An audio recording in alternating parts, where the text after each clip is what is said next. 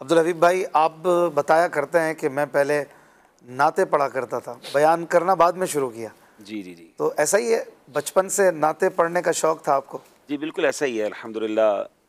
मेरा ख़्याल है कि 8-10 साल उम्र थी तो अमीर अहले सुन्नत की बारगाह में हाज़िरी का शरफ़ मिला और वालिद साहब ले जाते थे तो अमीर अहले सुन्नत नात पढ़ाते थे। तो उस ज़माने से ही नात पढ़ने का शौक़ था। फिर स्कूल में नातें पढ़ी, दारुल उलूम अमजदिया में जाना हुआ तो वहाँ फिर बयानात का सिलसिला तो बहुत बाद में शुरू हुआ। तो ऐसा ही है। एक भाई पूछ रहे थे कि अब्दुल हबीब भाई से पूछना है, पहले दिन मदनी चैनल पर जब आए थे और आज 15 साल हो गए, उस वक्त की फीलिंग्स और अब की फीलिंग्स में क्या फ़र्क है? नहीं, वो तो बड़ी बड़ी अनोखी फीलिंग थी क्योंकि हम कभी कैमरे के सामने गए नहीं थे ना, कभी बयान ही नहीं किया था कैमरे को देखकर। और मैं कई बार बता चुका हूँ, हमारा बाकायदा ऑडिशन हुआ था, यानी निगरान शुरा ने हम 2-3 मुबल्लिगीन को बुलाया था और छोटा सा वो जो हमारा फैज़ान अत्तार स्टूडियो है वहाँ एक कैमरा लगा था, डेस्क लगी थी ज़मीन पर, ज़मीन पर हम बैठे थे कैमरे के सामने और मुझे कहा गया कि आप गालिबन फैज़ान सहाबा सिलसिला था तो कुछ पेपर्स थे, का इसको पढ़ के आप कैमरे के सामने बयान करें। तो हुआ ये कि असद मदनी भाई जो मदनी चैनल के निगरान है वो थे और हाफिज़ हनीफ जी, गंजुल ईमान शरीफ वाले मस्जिद वाले, तो हम 3 थे। तो ये दोनों कैमरे के पीछे खड़े थे और मैं जब बयान करूं तो पीछे वो खड़े होकर मुस्कुराने लगे तो मुझे हंसी आ जाए। अच्छा, ये कैसा बयान है, कोई ना सुनने वाला ना देखने वाला, कैमरे को देख के बयान।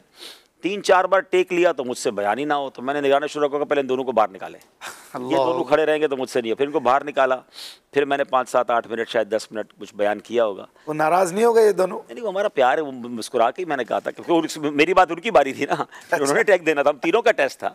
सही है। तो फिर वो के बस वहीं से फिर हमें अप्रूव किया गया, फिर फैज़ान सहाबा शुरू किया, फिर फैज़ान औलिया हुआ और आज अल्हम्दुलिल्लाह वो वाली कैफियत तो नहीं है। कॉन्फिडेंस लेवल में फ़र्क पड़ता है उस वक्त और आज के? 100%। Practice makes perfect.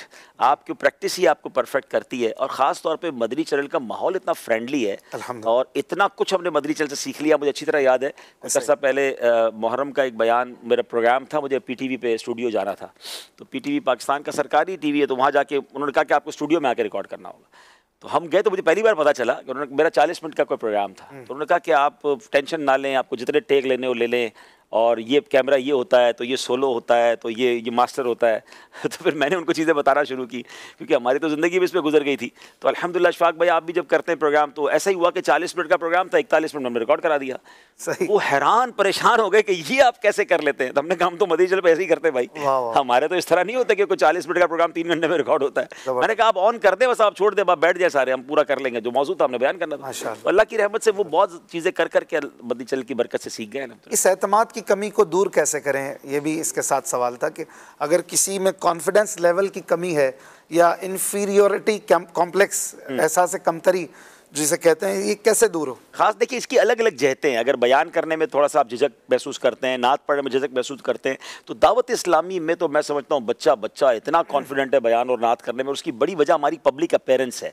लोगों को पब्लिक में जाकर बात करने का मौका बहुत कम मिलता है। हमारा तो मदनी काफिले से ही शुरू हो जाता है ना। मदनी काफिले में ताजिर पहली बार आता है, उसको हम दर्ज करवा देते हैं, उसको कुछ नहीं तो ऐलान तो करवा ही देते हैं, उसके टांगे काँप रही होती हैं। तो वो एक लेवल होता है कि आहिस्ता आहिस्ता वो कॉन्फिडेंस आ जाता है। तो हमारे पास प्रैक्टिस के लिए बहुत सारी जगह हैं, लेकिन अगर ओवरऑल सेल्फ कॉन्फिडेंस की बात की जाए तो वो भी ज़ाहिर प्रैक्टिस के साथ आएगा। इसमें बहुत बड़ा किरदार कॉन्फिडेंट लोगों से मिलना है। आप जब कॉन्फिडेंट लोगों से मिलते हैं ना और उनका कॉन्फिडेंस लेवल देखते हैं, आप अपने कॉन्फिडेंस को बूस्ट कर रहे होते हैं कि यार माशाल्लाह कितनी हौसला, कितनी जो है ना वो कॉन्फिडेंस के साथ बात हो रही है, कितने अच्छे अंदाज से बात हो रही है। तो आप अगर ऐसे लोगों के साथ रहेंगे जिनका कॉन्फिडेंस लेवल हाई है, आप डेफिनेटली उनसे असर लेंगे। आप जिनके साथ बैठते हैं वो हमेशा मायूसी वाली बातें कर रहे हैं, नहीं यार ये तो हो ही नहीं सकता, नहीं इतनी मत जाना, ये मत करना, तो आपको वो खड़े नहीं होने देते। तो आप ऐसों के साथ रहें कि जो आपको कहे फिक्र ही ना करो, इंशाल्लाह खैर है। तो वो हिम्मत बढ़ाने वाले मिलते हैं तो हिम्मत जो है वो बढ़ जाती है। मैं अपने कॉन्फिडेंस लेवल में एक बहुत बड़ा किरदार निगरान शुरा का मानता हूँ।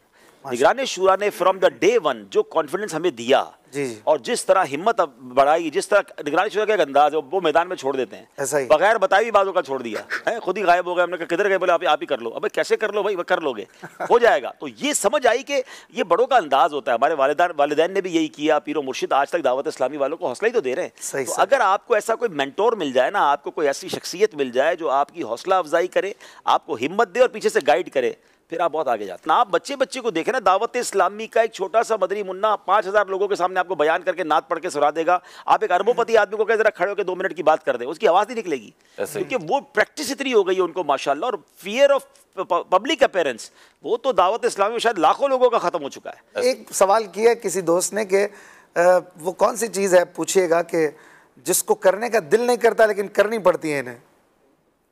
बड़ा ही दिलचस्प सवाल है ये, करने को जी नहीं करता और करनी पड़ती है। अल्हम्दुलिल्लाह सुम्मा अल्हम्दुलिल्लाह, मैं कोशिश या मेरी ज़िंदगी अल्लाह ने ऐसी, अल्लाह पाक की रहमत से है कि मुझे किसी ऐसी चीज़ को जिसको दिल नहीं चाहता करने का दिल मेरा करता नहीं हूँ।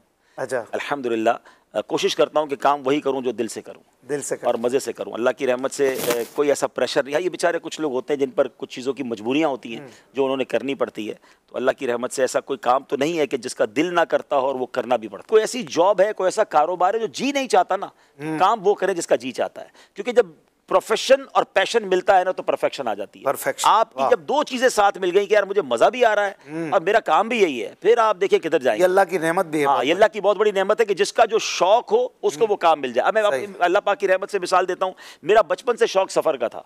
अच्छा। मैंने बहुत ट्रैवल किया दावत इस्लामी के माहौल की जिम्मेदारी से भी पहले। मैंने तकरीबन सारी दुनिया उससे पहले भी देख ली थी, मगर मुझे दावत इस्लामी में जिम्मेदारी वही मिल गई। तो और तो आसान हो गया ना कि आपको शौक भी था, आपका पैशन भी था, काम जिम्मेदारी सफर करने की। हाँ, बैरून मुल्क का जिम्मेदार मुझे बना दिया आपने। तो साल में 25-30 मुल्क को तो वैसे ही जाना पड़ता है, तो 25-30 मुल्क वैसे ही सफर हो जाता है। फिर पाकिस्तान में काफ़ी ट्रैवल होता है, तो ट्रैवल मेरे लिए अल्हम्दुलिल्लाह बार नहीं है। मुझे ट्रैवल थकाता कम है, शायद मुझे फ्रेश ज़्यादा करता है। तो ये बात वही ना कि कुछ लोगों को ट्रैवल थकाता है, तो अल्हम्दुलिल्लाह सुम्मा अल्हम्दुलिल्लाह अल्लाह पाक ज़वाल नेमत से बचाए कि अल्लाह पाक ऐसे हमें काम दे दे जो हमें पसंद भी हो, सब